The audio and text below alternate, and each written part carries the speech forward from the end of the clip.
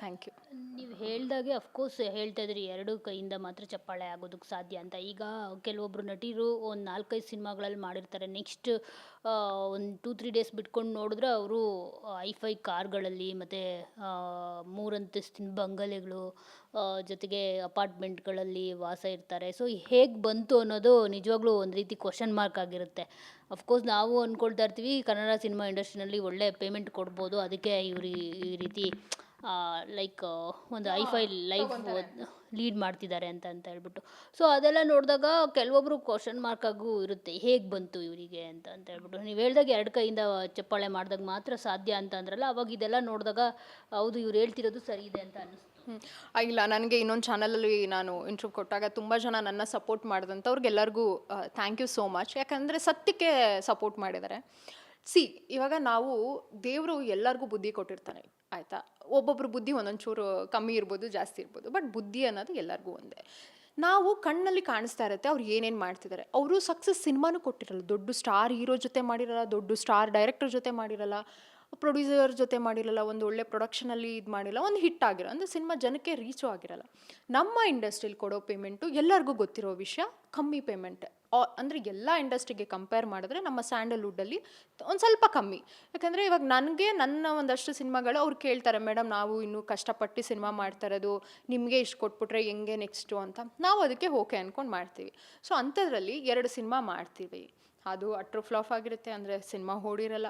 ನಿನಗೆ ಕಟ್ ಮಾಡಿದ್ರೆ 6 ತಿಂಗಳಲ್ಲಿ ನೀನು ಸೈಟ್ ತೊಗೊತೀಯ, ಕಾರ್ ತೊಗೊತೀಯ, ಆಮೇಲೆ ನಿನ್ನ ಲೈಫ್ ಸ್ಟೈಲ್ ಚೇಂಜ್ ಆಗುತ್ತೆ. ನೀನು ಹಾಕೋ ಡ್ರೆಸ್ಸಿಂದ ಹಿಡಿದು, ಸ್ಲಿಪ್ಪರಿಂದ ಹಿಡಿದು, ಬ್ಯಾಗಿಂದ ಹಿಡಿದು ಎವ್ರಿಥಿಂಗ್ ವಿಲ್ ಚೇಂಜ್.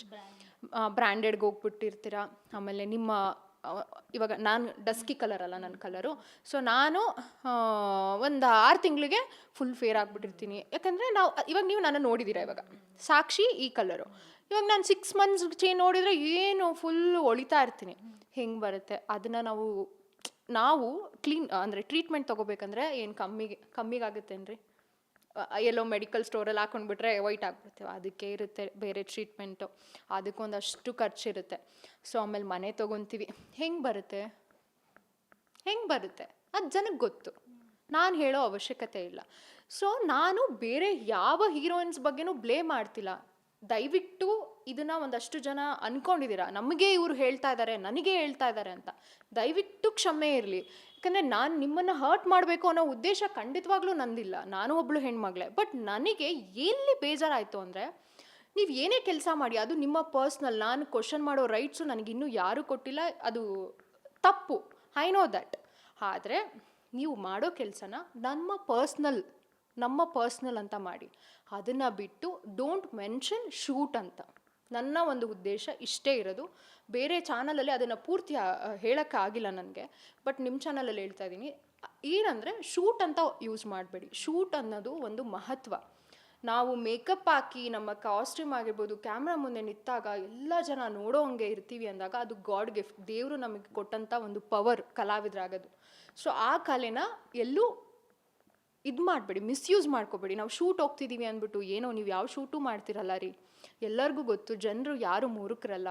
ಏನೋ ನಮ್ಮ ಬ್ಯಾಕ್ಗ್ರೌಂಡ್ ಚೆನ್ನಾಗಿದೆ ಅಂತ ಸುಳ್ಳು ಹೇಳ್ತೀರಾ. ಎಲ್ಲಿ ನಿಮ್ಮ ಬ್ಯಾಕ್ಗ್ರೌಂಡು? ನಾನು ವಿತ್ ಪ್ರೂಫು, ನೀವು ಅಷ್ಟು ಕರೆಕ್ಟಾಗಿದ್ದರೆ ನಾನು ಬನ್ನಿ, ನಾನು ಕರೆಕ್ಟಾಗಿದ್ದೀನ, ನೀವು ಕರೆಕ್ಟ್, ಎಲ್ಲ ತೋರಿಸೋಣ. ನನ್ನ ಬ್ಯಾಕ್ಗ್ರೌಂಡಿಗೆ ಹೋಗೋಣ. ನನ್ನ ಒಂದು ಫ್ಯಾಮಿಲಿ ಮೆಂಬರ್ಸು, ನಮ್ಮ ಅಜ್ಜಿ ಮನೆ, ಎಷ್ಟು ತೋಟ ಇದೆ, ಏನಿದೆ, ಎಷ್ಟು ಮಾರಿದ್ರೆ ಎಷ್ಟು ಬರುತ್ತೆ, ನಿಮ್ಮದು ಹೋಗೋಣ. ಮತ್ತು ಯಾಕೆ ಬೇಜಾರು ಮಾಡ್ಕೊತೀರಾ? ಸತ್ಯನ ಬಂದಾಗ ನಾವಲ್ಲ ಅಂತ ಯಾಕೆ ಇದು ಮಾಡ್ತೀರಾ? ನೀವಲ್ಲ, ನಾನು ಯಾರನ್ನೂ ಟಾರ್ಗೆಟ್ ಮಾಡ್ತಿಲ್ಲ, ನಾನು ಯಾರನ್ನೂ ಹರ್ಟ್ ಮಾಡೋಕ್ಕೆ ಇಷ್ಟಪಡ್ತಿಲ್ಲ. ಬಟ್ ಶೂಟ್ ಅನ್ನೋ ಪದದಲ್ಲಿ ನೀವು ನಮ್ಗೆ ಹರ್ಟ್ ಮಾಡ್ತಿದ್ದೀರಾ. ಯಾಕಂದರೆ ನಮ್ಮ ಮನೆ ಜನ, ನಮ್ಮ ಫ್ಯಾಮಿಲಿ ಮೆಂಬರ್ಸ್, ನಮ್ಮ ಫ್ರೆಂಡ್ ಸರ್ಕಲ್, ಅವರು ಅಷ್ಟು ಬೇಗ ಇಂಪ್ರೂವ್ ಆದರೂ ನೀನು ಯಾಕೆ ಇನ್ನೂ ಹಿಂಗೆ ಕೂತಿದ್ಯಾ ಇಷ್ಟು ವರ್ಷದಿಂದ ಅಂತ ನಮಗೆ ಬ್ಲೇಮ್ ಮಾಡ್ತಾರೆ, ನಮಗೆ ಕ್ವಶನ್ ಮಾಡ್ತಾರೆ. ನನ್ನ ಥರ ಎಷ್ಟೋ ಹಲವಾರು ಹೀರೋಯಿನ್ಸು ಪಾಪ ಅವ್ರಿಗೆ ಕಷ್ಟ ಇರುತ್ತೆ, ಅವ್ರ ಮನೆ ಜೀವನ ಮಾಡೋಕ್ಕಾಗ್ತಿರಲ್ಲ. ಒಂದು ಬಾಡಿಗೆ ಮನೆ, ಇವಾಗ ನಾನು ಕೂಡ ಬಾಡಿಗೆ ಮನೇಲಿ ಕ್ಯಾಬಲ್ಲಿ ಓಡಾಡ್ತಿರ್ತೀವಿ. ನಮ್ಮ ಕಷ್ಟಗಳೇ 108 ಇರುತ್ತೆ. ಸಿನಿಮಾಗಳು ಒಳ್ಳೊಳ್ಳೆ ಸಿನಿಮಾ ಅವಕಾಶ ಸಿಕ್ಕಿರಲ್ಲ, ಸಿಕ್ಕಿದ್ರೆ ಎಷ್ಟೋ ಕಮ್ಮಿ ಪೇಮೆಂಟು, ಅದು ಒಂದು ತಿಂಗಳಿಗೂ ನಮಗೆ ಸಾಕಾಗಲ್ಲ. ಬಾಡಿಗೆಗೆ ನಮ್ಮ ಖರ್ಚು, ನಮ್ಮ ಮೇಂಟೆನೆನ್ಸ್ಗೆ ಆಗೋಗ್ಬಿಡುತ್ತೆ. ಇಂಥ ಪರಿಸ್ಥಿತಿಲಿ ನಮ್ಮ ಫ್ಯಾಮಿಲಿ ಮೆಂಬರ್ಸು, ನಮ್ಮ ಫ್ರೆಂಡ್ ಸರ್ಕಲು ನಮಗೆ ಟಾರ್ಚರ್ ಮಾಡ್ತಾರೆ, ನೀವು ಏನಕ್ಕೆ ಹಿಂಗೆ ಇದ್ದೀರಾ ಅಂತ. ಆವಾಗ ಅನಿಸುತ್ತೆ ಅಯ್ಯೋ ನಾವಿಷ್ಟು ನಮ್ಮ ಆತ್ಮಸಾಕ್ಷಿವಾಗಿ ನಾವಿಷ್ಟು ಜೆನ್ಯೂನ್ ಆಗಿ ಅಂದರೆ ಇಷ್ಟು ಸತ್ಯವಾಗಿರೋದೇ ತಪ್ಪ, ಪ್ರಪಂಚದಲ್ಲಿ ಸತ್ಯಕ್ಕೆ ಬೆಲೆನೇ ಇಲ್ಲ ಅನ್ನೋ ಫೀಲ್ ಎಲ್ಲೋ ಒಂದು ಕಡೆ ಬಂದ್ಬಿಡುತ್ತೆ. ಸೊ ನಾನು ಎಲ್ಲರ ಪರವಾಗಿ, ನನ್ನಂಥ ಹೀರೋ ಹೆಣ್ಣು ಮಕ್ಕಳ ಪರವಾಗಿ ನಾನು ಸ್ಟ್ಯಾಂಡಾಗಿ ನಿಂತ್ಕೊಂಡು ಮಾತಾಡ್ತಾ ಇರೋದು. ದಯವಿಟ್ಟು ಬೇರೆ ಹೀರೋಯಿನ್ಸು ನಿಮ್ಮನ್ನು ಟಾರ್ಗೆಟ್ ಮಾಡ್ತಾಳೆ, ಇವಳು ಬೇರೆಯವ್ರ ಬಗ್ಗೆ ಮಾತಾಡ್ತಾಳೆ, ಅವಳು ಬೇರೆಯವ್ರ ಬಗ್ಗೆ ಮಾತಾಡಿ ಅವಳು ಇದು TRP ತೊಗೋತಾ ಇದ್ದಾಳೆ, ದಯವಿಟ್ಟು ತಲೆಯಿಂದ ತೆಗೆದಾಕ್ಬಿಡಿ. ನಾನು ಹೇಳಕ್ಕೆ ಹೊರಟಿರೋದು ಎಲ್ಲೂ ಯೂಸ್ ಮಾಡಬೇಡಿ ಇನ್ನು ಮುಂದೇನಾದರೂ ಶೂಟ್ ಅನ್ನೋ ಒಂದು ಪದನ. ನೀವು ನಿಜ ಶೂಟ್ ಮಾಡಿದ್ರೆ ಫೋಟೋ ಹಾಕ್ಕೊಳ್ಳಿ, ಎಲ್ಲ ಮಾಡಿ, ಎಲ್ಲರಿಗೂ ಗೊತ್ತಾಗುತ್ತೆ. ಬೇರೆಯವ್ರು ಬಂದು ನಿಮ್ಮ ಬಗ್ಗೆ ನಮ್ಮ ಹತ್ರ ಮಾತಾಡಲ್ಲ, ಅಯ್ಯೋ ಹುಡುಗಿಗೆ ಏನು ಶೂಟ್ ಮಾಡ್ತಿಲ್ಲ, ಅದು ನೋಡಿದ್ರೆ ಮನೆ ತೊಗೊಂಡ್ಲಂತೆ, ಕಾರ್ ತೊಗೊಂಡ್ಲಂತೆ, ಓ ನೋಡಿದ್ರಾ ಅಂತ ಯಾರು ನಿಮ್ಮ ಬಗ್ಗೆ ಬಂದು ಮಾತಾಡಲ್ಲ. ಸೊ ದಯವಿಟ್ಟು ಈ ಒಂದು ಬೆಳವಣಿಗೆನ ಚೇಂಜ್ ಮಾಡ್ಕೊಳ್ಳಿ, ಶೂಟ್ ಅನ್ನೋ ಪದನ ಯೂಸ್ ಮಾಡಬೇಡಿ. ಈಗ ಈ ಒಂದು ಸಾಂಗು ತುಂಬ ಫೇಮಸ್ ಆಗಿತ್ತು, ನಾನು ನಂದಿನಿ ಬೆಂಗಳೂರಿಗೆ ಬಂದೀನಿ ಅಂತ.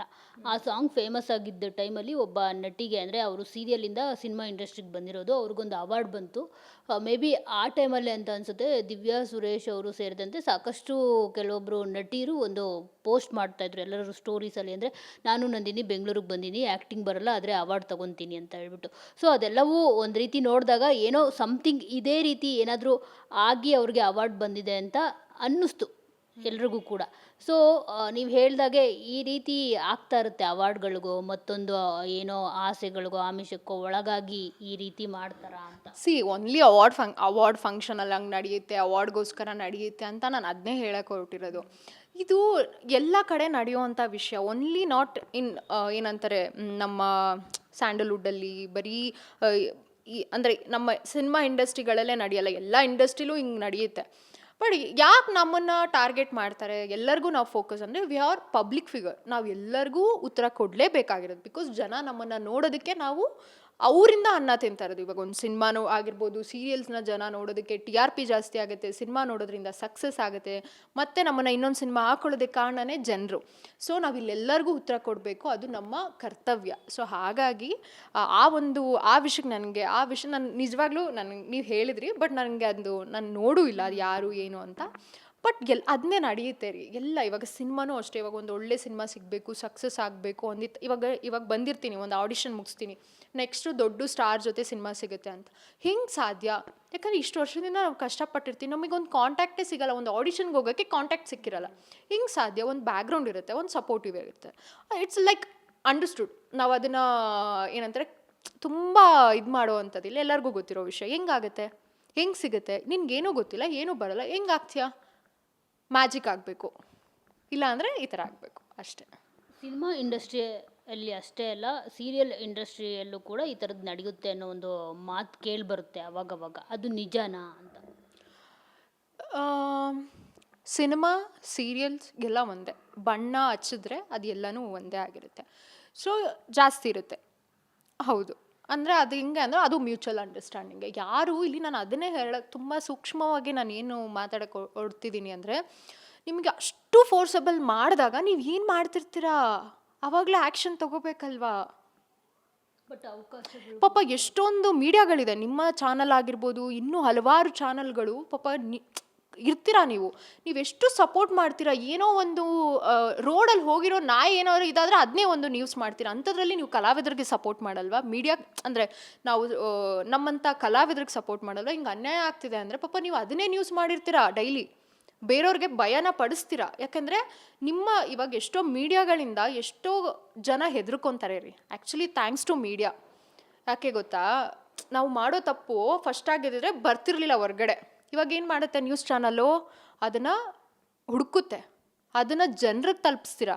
ಎಷ್ಟೋ ಜನ, ಕೋಟಿ ಜನ ನೋಡ್ತಾರೆ. ಆವಾಗ ಅವ್ರಿಗೇನಾಗುತ್ತೆ, ಮಾಡಿರ್ತಾರಲ್ಲ ತಪ್ಪು, ಭಯ, ಅಯ್ಯೋ ನ್ಯೂಸಲ್ಲಿ ಬಂದುಬಿಡ್ತೀನಿ, TVಲಿ ಬಂದುಬಿಟ್ಟಿರ್ತೀನಿ, ನನ್ನ ಮುಖ ಅಯ್ಯೋ ಬೇರೆಯವರು ಇದು ಮಾಡಿಬಿಡ್ತಾರೆ ಅನ್ನೋ ಈ ಇಂಟೆನ್ಷನ್. ಈ ಥರ ಒಂದು ಸಂಪ್ರದಾಯ ಚೇಂಜ್ ಆದಾಗ, ಈ ಥರ ಟೆಕ್ನಾಲಜಿ ಚೇಂಜ್ ಆದಾಗ ನಾವು ಯಾಕೆ ಹೆದರ್ಕೋಬೇಕು ಏನಾದರೂ ತಪ್ಪು ಮಾಡಿದಾಗ?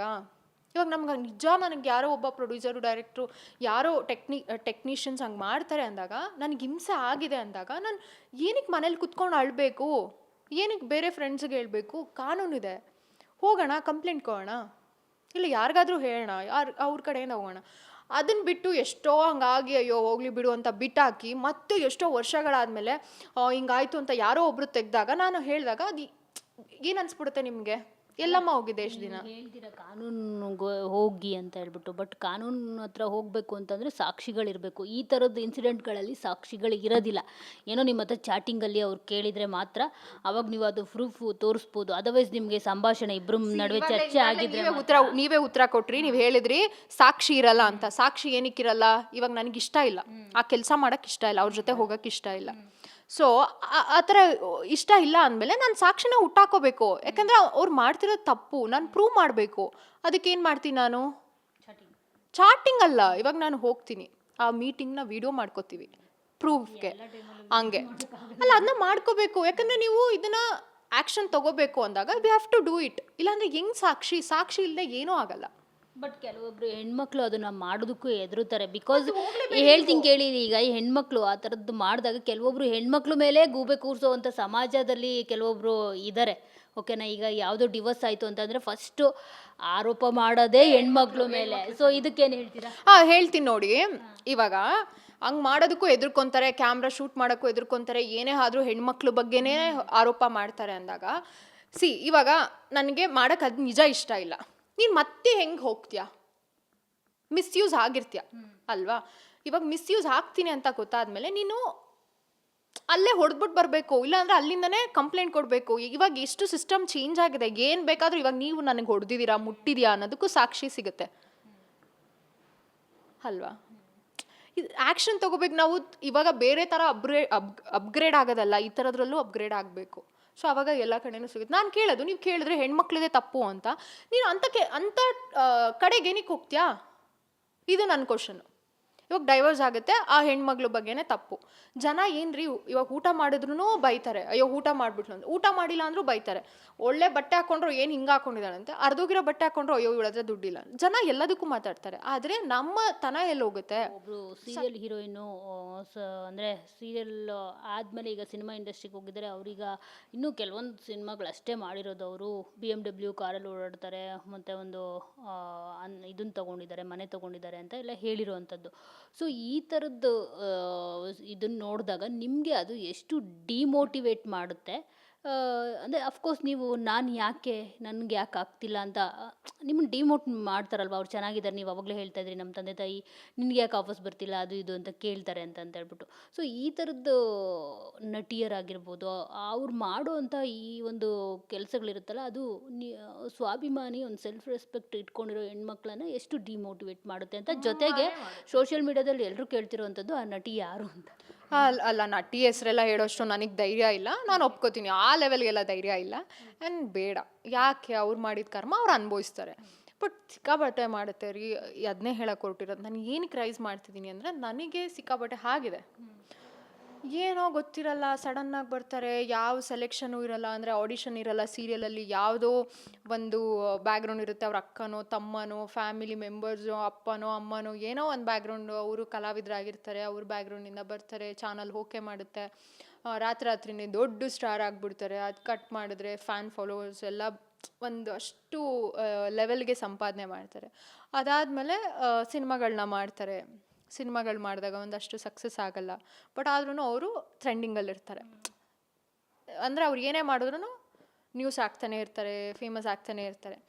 ಅದು ಜನರು ಪಟ್ಟಿರೋದು ಅವರ ಒಂದು ಆ ಕ್ಯಾರೆಕ್ಟರ್ನ, ಅವ್ರ ಆ್ಯಕ್ಟಿಂಗ್ ಪರ್ಫಾರ್ಮೆನ್ಸ್ನ ಎಲ್ಲ. ಬಟ್ ಆದರೆ ಇದೆಲ್ಲ ಓಕೆ. ಬಟ್ ಹೆಂಗೆ ಅಷ್ಟು ದುಡ್ಡು ಬಂದ್ಬಿಡುತ್ತೆ? ಈಗ ಹೆಂಗೆ ಹಂಗೆ ಬಂಗ್ಲೆ ತೊಗೊತಾರೆ, ಹೆಂಗೆ ಅವರು ಕಾರ್ ತೊಗೊತಾರೆ? ಅದನ್ನೆಲ್ಲ ಅವ್ರಿಗೆ ಇವಾಗ ನಾವು ಎಷ್ಟೋ ಜನ ರೈಸ್ ಮಾಡಿದ್ದೀವಿ, ಮಾತಾಡಿದ್ದೀವಿ. ನಾನು ಎಷ್ಟೋ ಚಾನಲ್ಗಳಲ್ಲಿ ಏನಕ್ಕೆ ಹಿಂಗೆ ಮಾಡ್ತೀರಾ, ಇಂಥವ್ರಿಂದ ನಮಗೆ ಹಿಂಗಾಗುತ್ತೆ ಅಂತ.